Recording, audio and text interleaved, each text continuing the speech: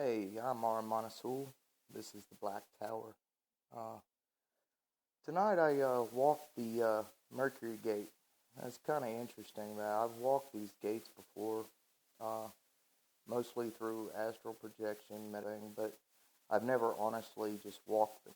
Like, physically got up, got all the candles, got incense, did the whole ritual thing. It's a little different.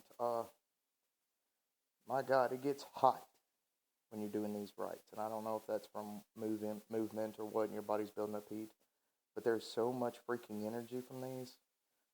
If you don't have it, I would suggest getting Simon's Gates of the Necronomicon. The reason why is because at the very back, there's a table of times for gate walking. And I gotta say, dude is key on, because every time I've ever done a rite using when the gates are open according to that chart, the gates are always open. Sometimes I can feel the gates open on their own, and sometimes I'm just amazed in the middle of a rite how accurate it really is. But aside from all that, I kind of want to give a shout out to a brother of mine, Kareem. Uh, you keep asking me, when am I going to do another video? Well, I'm going to do this video for you then, sir. Okay, so some of the things that I actually want to talk about tonight. Is how to handle spirits, like when you call them, how do you treat them? How do you talk to them? Do you need to be commanding, kind of like when you're working the Goetia, how you have to command the spirits and so forth and so on. Well, with the Necronomicon and with the old ones, the elder gods, great ones, ancient ones, all this other stuff, it's a lot different, okay? First off, in magic, you got to kind of imagine it like this right here. If you are at peace with yourself, completely, 100%, then anything that you call into the circle, though it may have an ability, or because it does certain things, it may work like that, it may do those things, but it will always treat you how you treat you. Okay, so it's kind of like this right here. Like, I'm a chillax, laid back kind of guy. When I call a spirit, I don't, oh, you will obey me, you will follow my every command, blah, blah, blah. No. Now, I will, with force of will, call the watches of the four quarters, doing the invocation of the four corners. Even in my own key workings, I use force of will. But it's not like I'm commanding them. I'm more or less commanding the power within me to obey me. And that's the most important thing you need to remember as a practitioner when you step inside a circle, when you cast a circle, when you're doing spells, when you're doing anything like that. The only one you should be commanding is your own inner you, your own inner power, Like, for example, I'll stand there and I say, by my will do I declare this. By my words I make it so. So it is. When I do that, I am speaking it into creation through my will, through the force of my will. My will is not to dominate the earth. My will is not to take out anybody that gets in my way. My will is not to do this. My will is not to do that. My will is perfect because it is without purpose until I give it purpose. It's kind of like winging everything in your life, if you understand the term winging it. When you make up things on the fly, it's kind of like being spontaneous, but without being spontaneous, Okay, so like tonight, yeah, I was in preparation for this, this gate walking at the Mercury Gate. I really, really liked it. I took my time with clay and paint, doing the charging of the tablet, everything else. It was fun. I enjoyed it. Not just enjoyed working it, but I could also, it allowed me to have a deeper connection with this being. I wasn't just going through the motions. I wasn't just drawing a symbol, I was, in my mind, I was doing everything I could to connect with that power to think Nebo, Mercury. Mercury is a transformational planet. And so I'm thinking, wow, this is a transformational gate that I will be walking through. This will be a transformational being that I'm introduced to. But as I was doing it, I was very much aware of the fact that no matter what you know magically, you don't know shit until you actually do it. And all of a sudden, the more you do it, the more you learn. Like, you can learn everything you can from a book, But until you actually start to practice it, you'll start to learn that they're more or less guidelines, and that, one person's rules do not apply to another person's rules. Like, for example, I have a brother, like an actual physical flesh and blood brother. He absolutely believes in commanding any spirit. It doesn't matter, friend, foe, angel, demon. He doesn't care. He's got this just charismatic thing of, you will obey me. I think that comes from him not being the oldest, so therefore he's got to kind of insert his dominance over the spirit realm. I don't disagree with this, to each their own, but I myself found that spirits, powers, gods, even the things that take you half an hour to an hour to drum up the energy to be able to get them to come, to even, let their presence be known, they're well worth knowing. It's well worth doing. But, if you invited me to your house and you told me, you stand there, do not move, dude, I ain't coming to your house. I ain't coming back. Matter of fact, I'm going to turn my happy ass around. I'm going to go back out and be like, whatever. And I try to think, how would I want to be treated? And I found that these spirits react very well to that. And that's not me trying to bring them down on a human level and think, oh, spirits are like humans. No. You must absolutely think outside the box. However, this is how they are connected.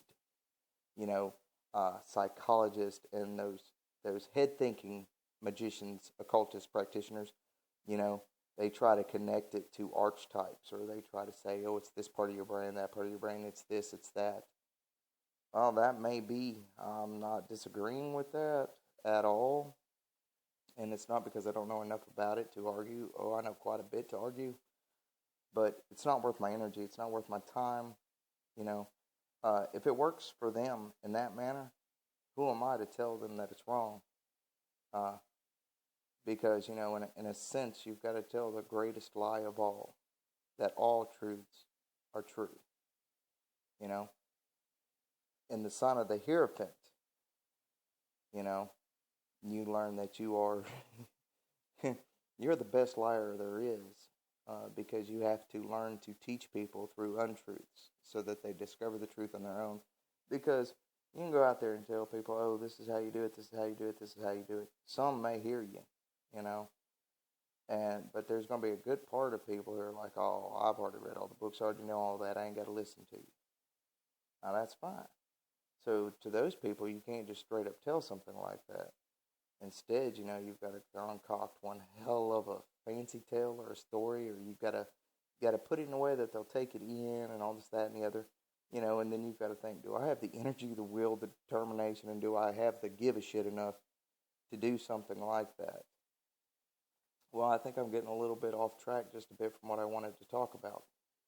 But you can understand that it is a mental concept when working with these powers.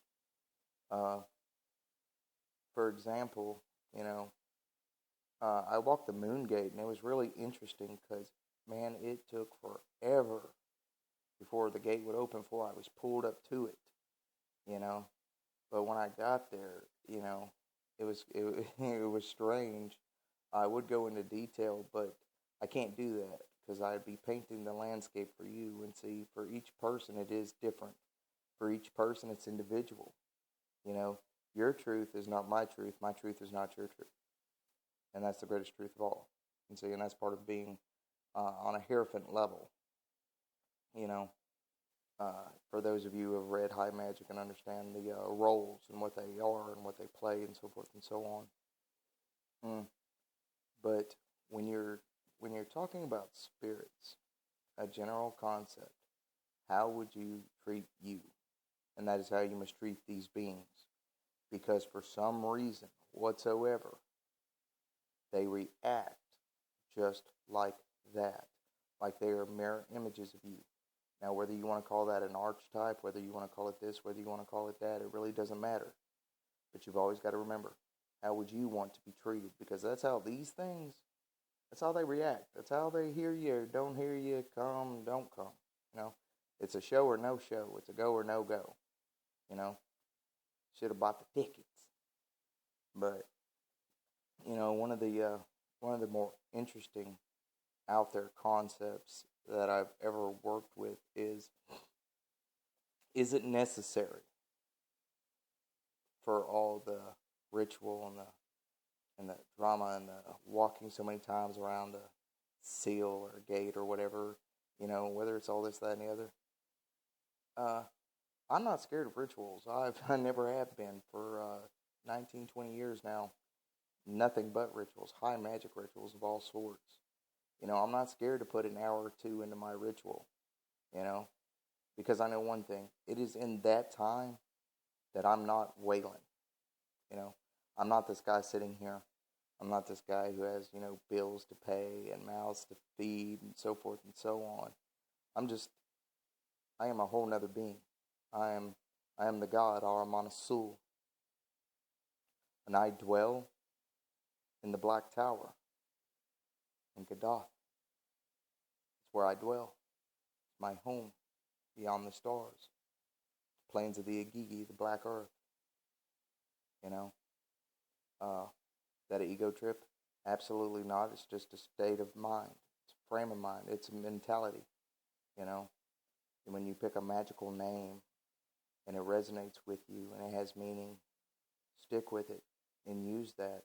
And using that in ritual, oh my God, at the power you unleash, then you start to truly understand the rules of magic. Then you truly start to understand the laws of magic and how they actually work. That's when you go from being a casual practitioner to a full-blown, mage, I don't know, whatever words you wish to come up with, priest, practitioner, whatever. I've said 100 times, I stick with sorcerer because I don't follow rules very well at all. Since the advent of magic in my life and practicing and working with spirits, I've discovered truths and laws and rules that apply to me, that wouldn't apply to anyone else but to me. And therefore, whenever I've tried to follow other people's rules or other people's dogma or way that you have to believe this, you have to believe that, you have to do this, you have to do that. No, I don't. But thank you for giving me an idea. I don't totally throw it out until I've worked with it a little bit, until I've decided whether or not that's what I want to do. But magic is one of the most beautiful things in the world. And, it's one thing to sit there when you're drinking your morning coffee and just feel just wonderful and awesome, like everything's okay and everything's going to be good. But it's even better, when in the middle of the night or the rites or rituals or whatever, you can feel these beings come to you.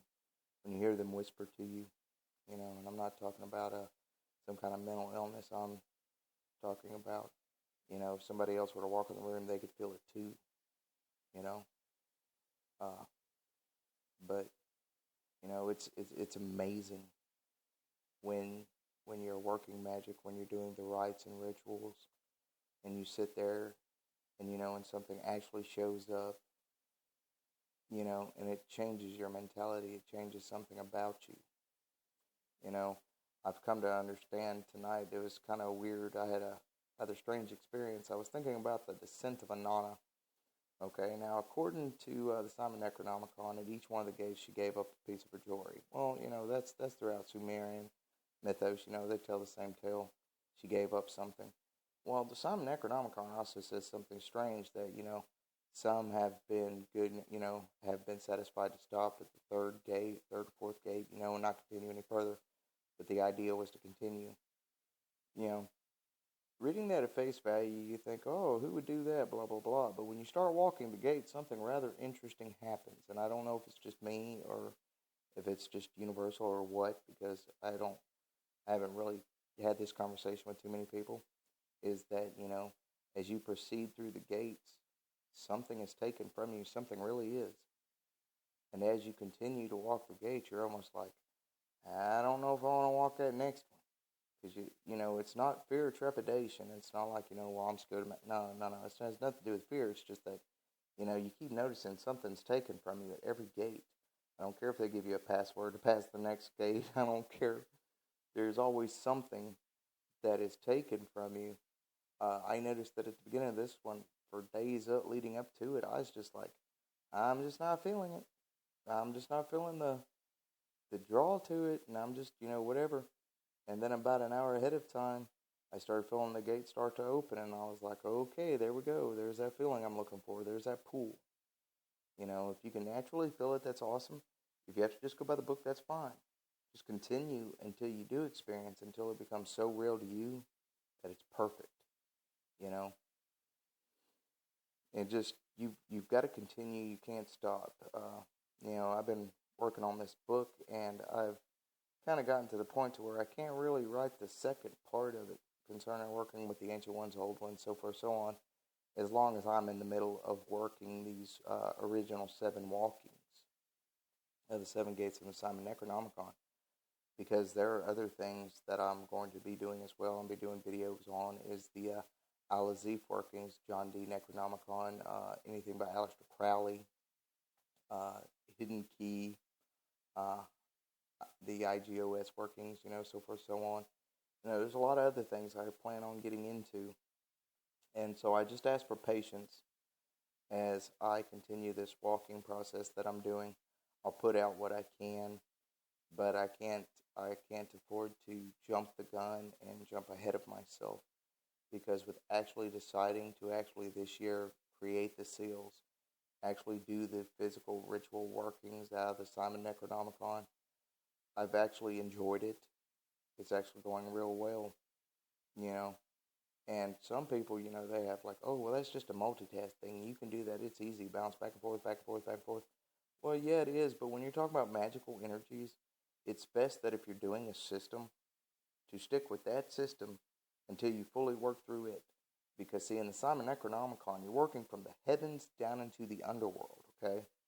That's what you need to understand, is you're going from light into darkness, okay?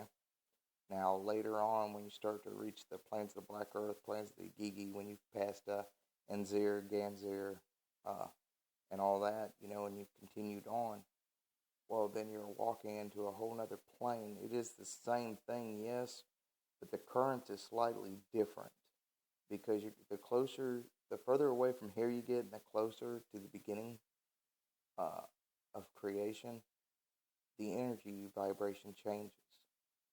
And so you have to keep that in mind when you're working this stuff, You don't want to bounce around too much. It causes an imbalance.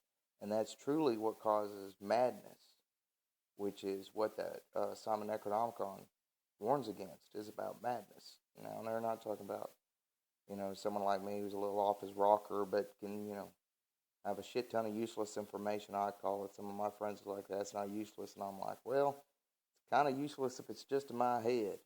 So, And so it makes me a little eclectic and a little out there to some people when I'm sitting there having a conversation with them.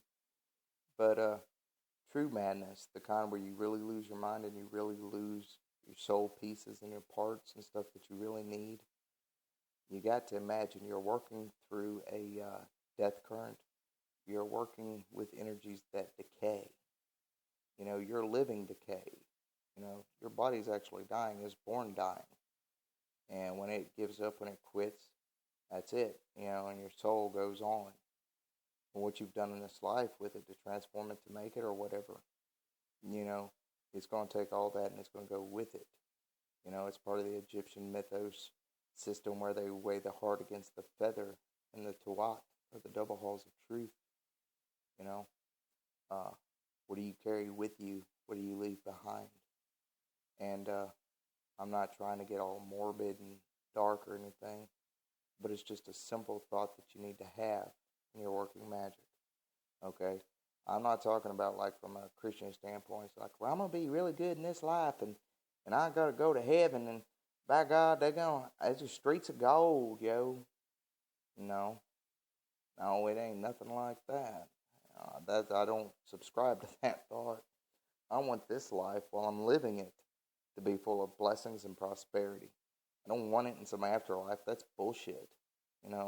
I'll leave that for the people who are happy just with nothing. You've got to demand more from yourself than you do from others. But at the same time, you've got to be open to these powers, this transformation, this ascension, Because as you fall, I rise, Deu Nuum, Ascending is falling.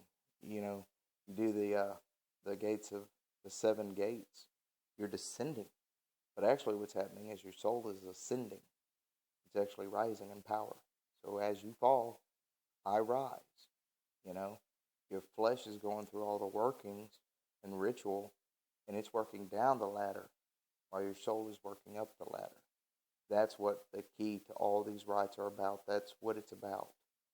It's not supposed to be, oh, you're going to be a great person. You're probably going to be a fucking mess. I mean, imagine psychiatrists, doctors, teachers. Think of all the years of college they have to have, and then they get to go get a job where they have to deal with people who drive them nuts. Oh my God, I have nothing but respect for those people. Well, the true occultist is kind of like that too, outside of the fact that, you're supposed to be ascending, descending, working through all this stuff, and it's always the simple things that you really want. Like, your bills paid, you want food on your table, and then sometimes you have like this little side dream of like, I'd really like to get out and go do things and have fun. Who wouldn't? There's nothing wrong with that. Use the magic for it. That's what it's there for. If you have a need, work the magic. Bring that shit into it. Put your physical actions into making it change, Because energy follows the path of least resistance. And if you're a lazy motherfucker, your magic's going to be a lazy motherfucker. And it ain't going to bring you shit. But if you would be willingly going out there doing these things, guess what? Your magic's going to work double time. It's going to do what it has to do to be able to bring you exactly what you desire. It bypasses the whole see it, believe it, know it, which is the foundation pyramid. See it, believe, think it. That's how a thought is born. See it. Be able to imagine it so real that it's as real as your own body. And then know it to be. And use this concept of how to construct your mind so that when you're doing ritual, it has energy to pull from, it has direction, it has focus, and it has form. Well, that's enough ranting for tonight. To all my brothers out there and to all my sisters, if I have any, I wish you all peace and blessings, May the gods ever walk beside thee and hold thee up and never let thee fall. Peace.